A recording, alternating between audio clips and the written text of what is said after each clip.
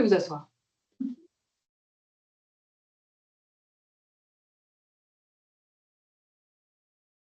Aujourd'hui, la Cour siège à juge unique dans un souci de célérité et d'économie budgétaire, deux valeurs que nous avons appris à chérir.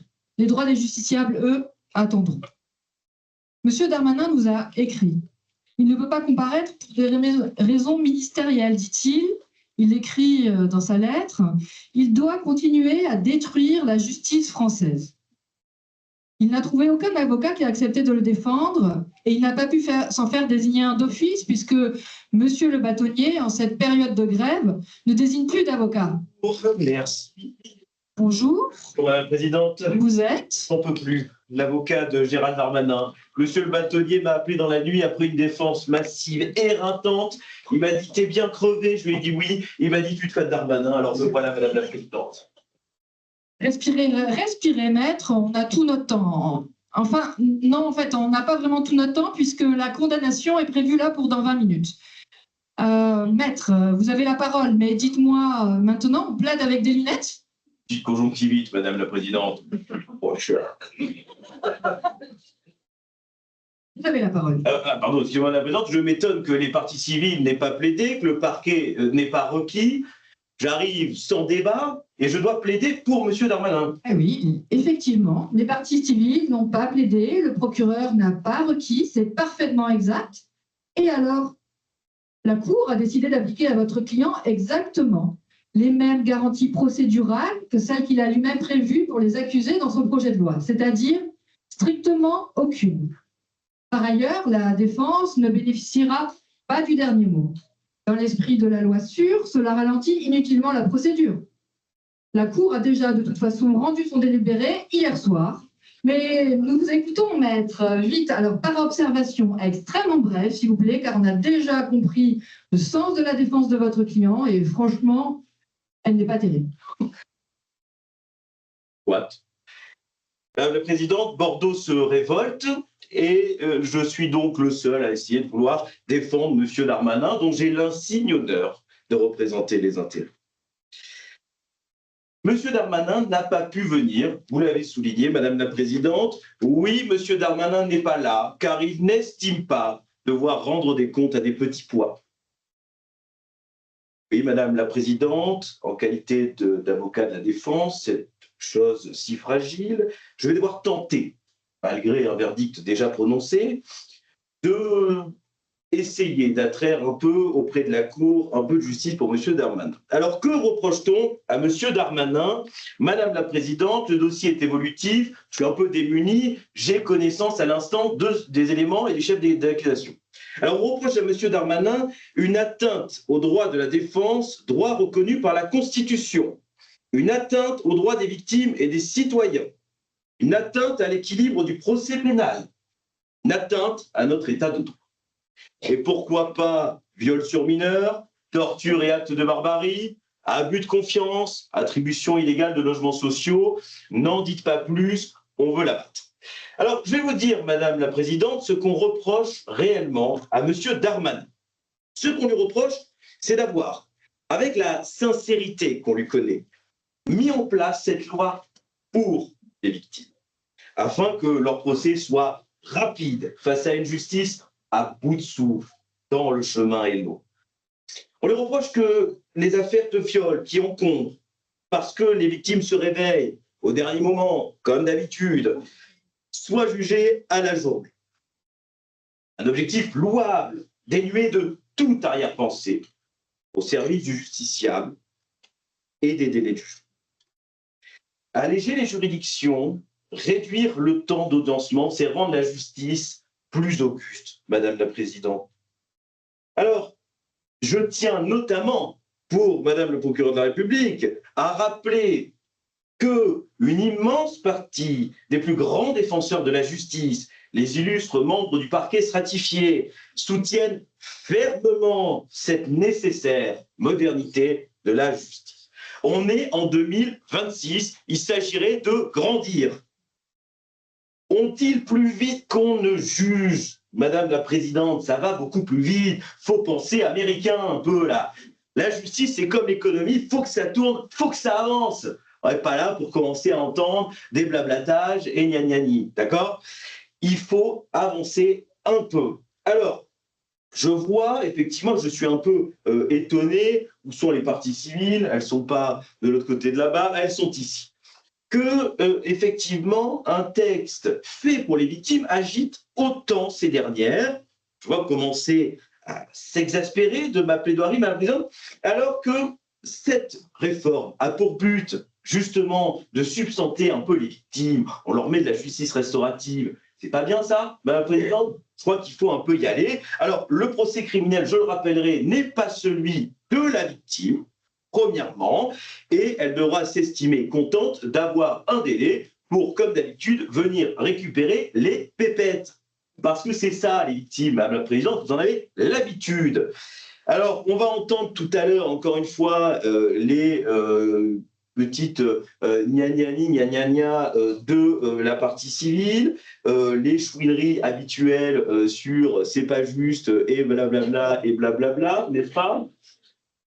Je vous en dirai que, quelque part, c'est leur rôle de venir pleurer, Madame la Présidente.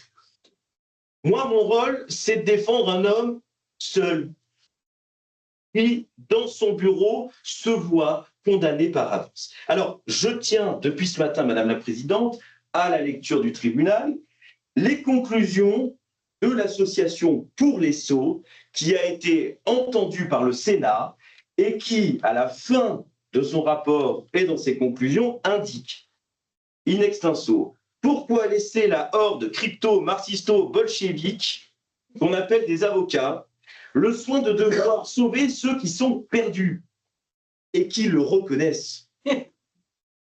Doit-on vraiment sauver les gens d'eux-mêmes?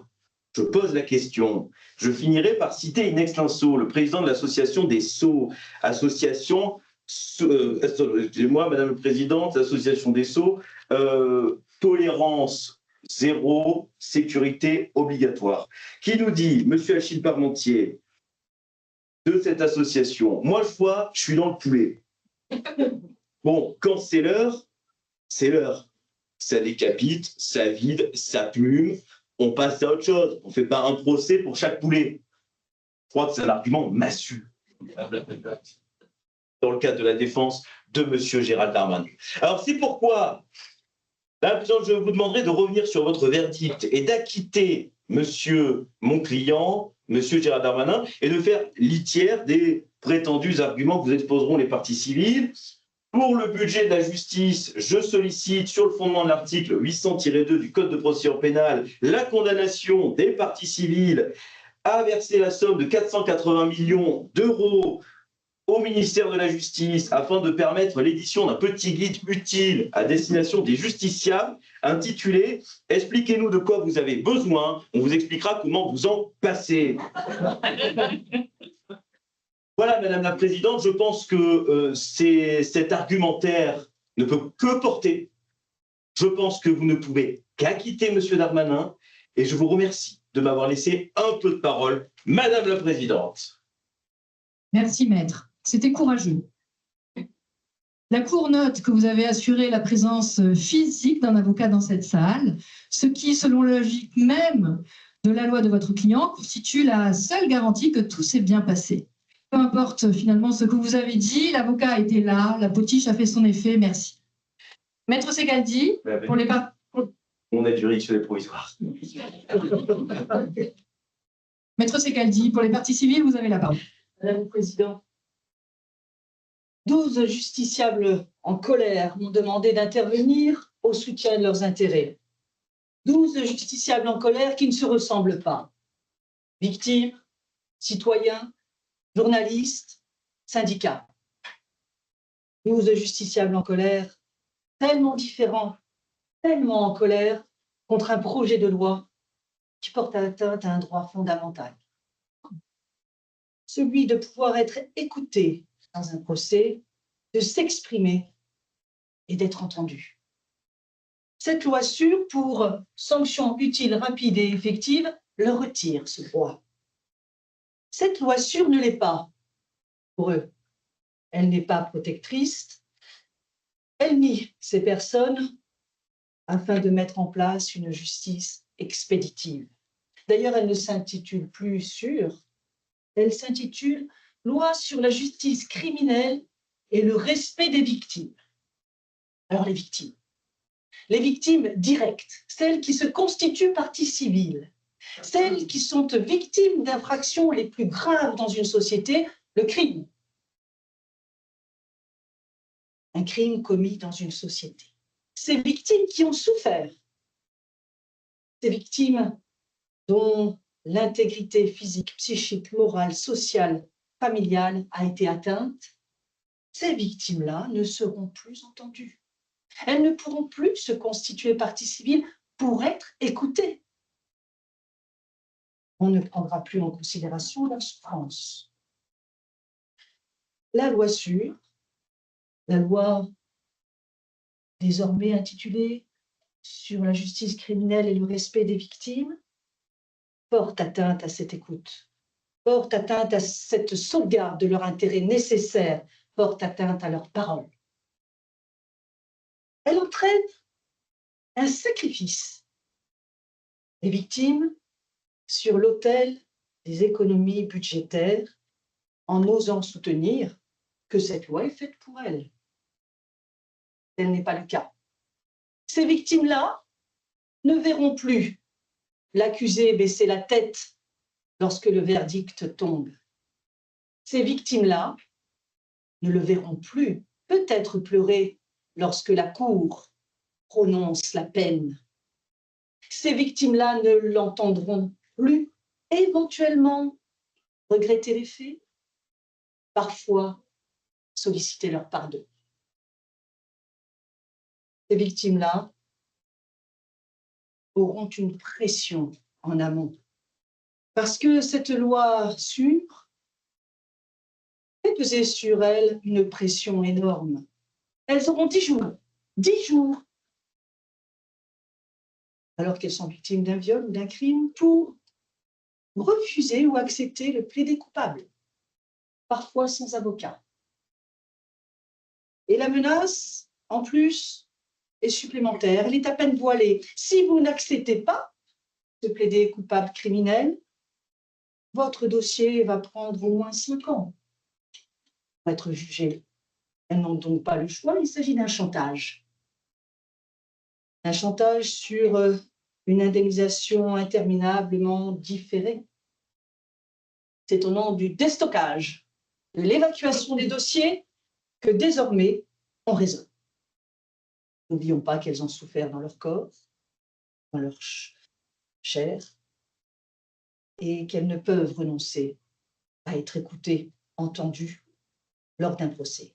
Voilà ce que M. Darmanin appelle respecter les victimes, la menace du temps comme instrument de résignation, mais une justice plus rapide n'est pas une justice plus juste. La justice ne naît pas de la rapidité, elle doit être liée à des garanties accordées à toutes les parties au procès. Toutes les parties, et là ce sont les autres personnes en colère, justiciables en colère, les citoyens. Les citoyens avec cette loi, qu'il s'agisse du plaidé coupable criminel ou bien de l'extension de la compétence des cours criminelles départementales, ne seront plus là. Ils ne rendront plus la justice au nom du peuple français. France, démocratie républicaine, qui permet que la justice soit rendue pour les crimes les plus graves par le peuple. Désormais, avec cette loi, nous retournons à l'ancien régime. Donc les citoyens ne seront plus là. Et parmi les citoyens lésés, il y aura les journalistes. Ah, les journalistes. Avec cette loi, eh bien, M. Darmanin demande à la presse que d'être limitée. Oh, ça sent pas bon, la presse limitée.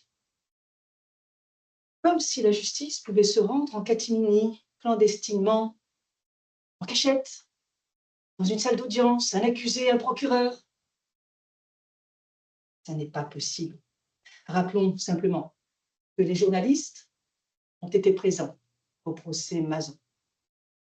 Et c'est parce qu'une Gisèle Pelicot a souhaité la publicité des débats que les journalistes ont pu répercuter auprès de toute la société ce qui était un viol en réunion, une soumission chimique, ce qui était la souffrance d'une partie civile, d'une victime. Sans les journalistes, sans leur présence en salle d'audience, il n'y aurait plus de prise de conscience collective. La publicité, l'oralité des débats ne sont pas des détails, ce sont des garanties fondamentales de l'état de droit. Retirer aux journalistes la possibilité d'être là, c'est leur retirer le droit d'informer et c'est retirer à la société, aux personnes qui composent la société, le droit d'être informées. Dernière partie civile, dernière victime, le syndicat des avocats de France, qui dénonce une loi qui transforme un avocat en pantin, on vient de le voir, en garant de l'auto-incrimination, l'aveu, si, et le juge en homologateur, en tamponneur de peine. Les droits de la défense sont bien évidemment fragilisés, quel que soit le côté, partie civile ou accusé. Et le syndicat des avocats de France vous demande une interdiction, carrément, une interdiction d'entrer en contact, que M. Darmanin entre en contact avec les citoyens et le président de la République, une interdiction d'exercer la fonction de ministre ou toute autre fonction dans laquelle vous pourrez porter atteinte aux droits de la défense et des victimes. Il demande également le retrait immédiat de la loi sûre au prononcé de la décision sous astreinte de 15 jours de défense massive en comparution immédiate par jour de rapport. Voilà, telles étaient les observations rapides faites pour les 12 justiciables en colère. Merci, maître. Madame le procureur, vos réquisitions, s'il vous plaît. Oui. Un problème technique. Nous attendons, peut-être.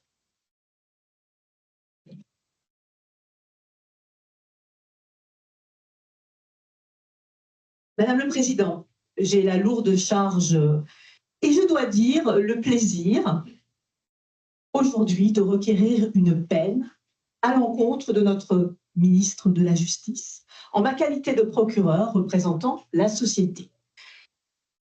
Comme vous l'avez indiqué, enfin plutôt comme l'a indiqué la défense, M. Darmanin a été régulièrement convoqué devant notre tribunal populaire. Il n'a pas souhaité se présenter aujourd'hui. Il ne veut pas faire face au regard des victimes. Il a honte, très certainement, de venir s'exprimer aujourd'hui. Et il s'exprime à travers son avocat, qui vous a rappelé d'ailleurs le principe de l'auto-incrimination, les faits pour lesquels il comparait ce jour.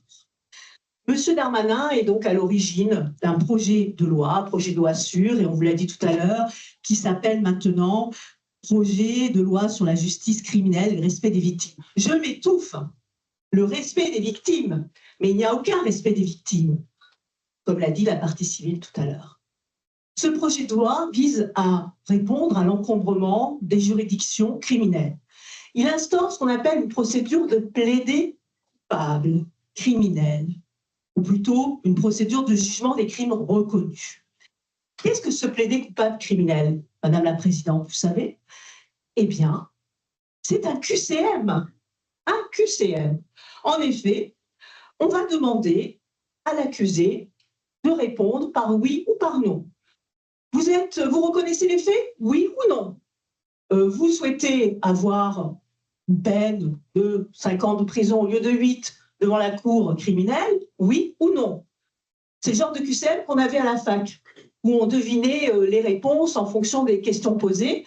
Et là, comme les deux questions sont attachées, il est évident qu'une personne à qui vous demandez est-ce qu'elle accepte une peine de 5 ans d'emprisonnement au lieu de 8, qui sera peut-être prononcée, elle va dire oui, j'accepte la peine d'emprisonnement et oui, je reconnais les faits. C'est évident. C'est une pression qui est mise sur l'accusé, pression trop importante. Et il va, bien entendu, choisir la peine la plus faible. et reconnaître peut-être des faits qu'il n'a pas commis, des faits de viol ou des faits de meurtre. Notre droit devient américain. Savez-vous qu'aux États-Unis, où le plaidé coupable est légion, les erreurs judiciaires constituent 44% des plaidés coupables. M. Darmanin, avec ce plaidé coupable, porte atteinte aux droits des victimes. Mais il porte atteinte aussi aux droits des citoyens et à la société tout entière. Comme le dit l'universitaire Benjamin Fiori, et comme l'a dit tout à l'heure la partie civile, avec le plaidé coupable criminel, nous n'aurions pas eu le procès Mazan.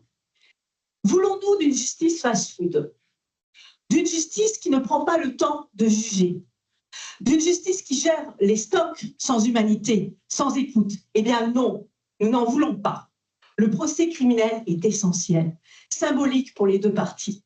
Il ne faut pas que l'accusé échappe à un procès, à la confrontation avec la victime. Il faut que la victime puisse aussi s'exprimer, exprimer sa souffrance, et ce plaidé coupable ne lui permet pas de s'exprimer. C'est la fin de l'oralité des débats, de l'audience. Les experts ne sont pas entendus, et vous le savez tous comme moi, lors d'un procès devant la cour criminelle ou devant la cour d'assises, lorsque les experts s'expriment, les questions leur sont posées, ils donnent un éclairage à leur expertise et ça peut faire changer le cours du procès. Et au-delà du droit, ce projet de loi sûre anéantit le procès pénal qui est essentiel. La manifestation de la vérité ne se résume pas à la culpabilité. La grande majorité des procès montrent, des procès d'assises ou des procès devant la cour criminelle, démontrent qu'au-delà des aveux, il y a une recherche de la compréhension, du passage à l'acte. On s'interroge aussi sur le traumatisme de la victime. Comment elle fait face? Peut-on réparer l'avenir? Seule l'audience criminelle, par ces questionnements qu'elle engendre, permet cela. M. Darmanin, ou plutôt ses communicants, mettent en avant les victimes et plaidés coupables criminels pour cacher d'autres dispositions qui menacent les libertés fondamentales de chacun de nous. Et notamment, M. Darmanin n'hésite pas à s'en prendre à notre identité. La loi sûre autorise en effet la comparaison des ADN à partir d'une base de données de sociétés privées étrangères, des sociétés américaines. Vous savez, c'est ces tests récréatifs que certains font pour connaître leurs origines. Eh bien, désormais, si jamais la loi passe, eh bien, on pourra donc avoir recours à ces sociétés pour avoir les bases de données et faire des comparaisons dans des enquêtes criminelles. Ce qui signifie que des personnes qui n'ont rien commis, qui n'ont rien à voir avec une enquête criminelle, pourront être soupçonnées d'avoir commis un meurtre ou un viol parce que leur ADN correspond à peu près à l'ADN de ces sociétés privées où on n'a aucune garantie. Là, c'est vraiment une porte ouverte, grave, qui va sans doute s'élargir et il n'y a aucune garantie que demain, toutes nos bases de données en matière d'ADN ne soient pas produites dans le cadre d'une enquête.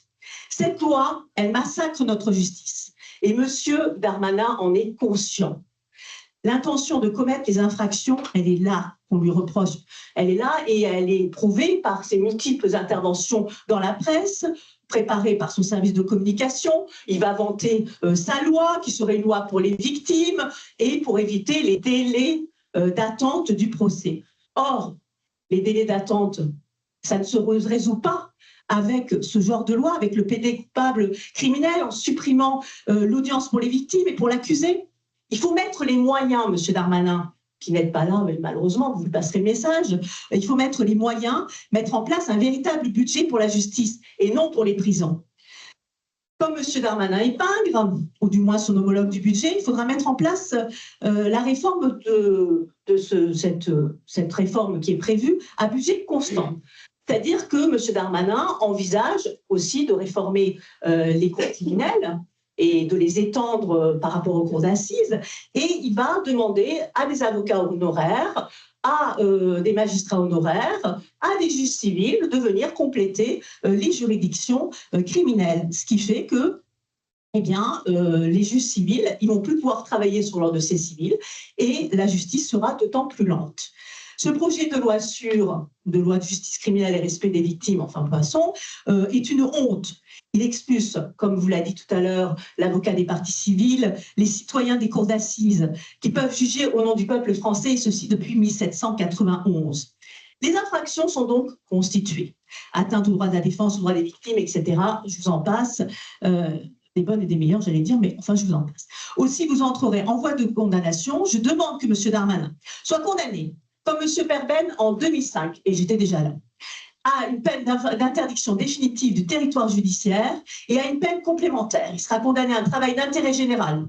Il devra demander au ministre du Budget de présenter à l'Assemblée nationale un budget conséquent pour la justice. Il sera également condamné à une interdiction d'entrer en contact, comme l'a demandé la partie civile avec le président de la République, et interdit d'exercer une quelconque fonction de ministre ou toute autre fonction dans laquelle il pourrait porter atteinte aux droits des victimes et à la défense. Il devra retirer son projet de loi au prononcé de la décision, c'est-à-dire dans quelques minutes, sous l'astreinte de 15 jours de défense massive en comparution immédiate par jour de retard. Merci à tous, y compris au Pantin, pour la qualité de ces débats.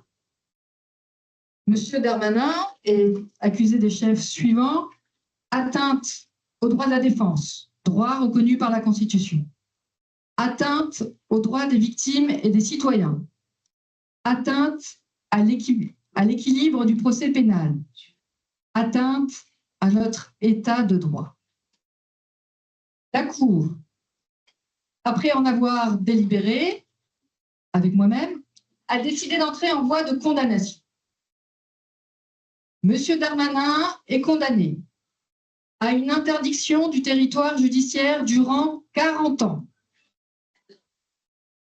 à retirer ce projet de loi sûr dans un délai d'1 heure, suivant ce procès, sous astreinte de 15 jours de défense massive par jour de retard. Il lui sera également interdit d'approcher le président de la République, interdit d'exercer la fonction de ministre ou toute autre fonction dans laquelle il pourrait porter atteinte aux droits des victimes et aux droits de la défense.